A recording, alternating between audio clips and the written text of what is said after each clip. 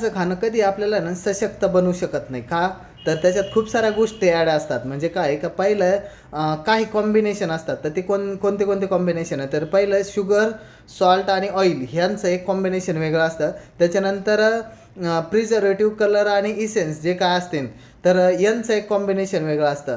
तर ह्या ज्या गोष्टी ॲड केलेल्या जातात ना, तर यांनी हे फूड आहे ना लिव्हिंग म्हणजे जिवंत राहत नाही. आणि आपल्या शरीराला जिवंत फूड पाहिजे. पण जर हे जिवंत अन्न जर नसेल ना, तर मग त्याच्यानंतर शरीर त्याला कुठंतरी एक तर डिपॉझिट करतं किंवा बाहेर काढतं, दोन गोष्टीत चालतं. तर एक तर बाहेर निघलं तर ठीक आहे, नाही तर कुठंतरी डिपॉझिट होणार. आणि त्या गोष्टी जर डिपॉझिट झाला म्हणजे तुम्ही एखादा पदार्थ खाल्ला ना, तो लगदा खाताय, म्हणजे याच्यात सगळ्या गोष्टी असेल ना, तर तो लगदा आहे. विषारी लगदा म्हणतो त्याला आपण.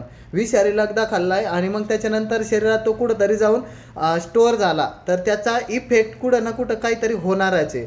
तर तो आजार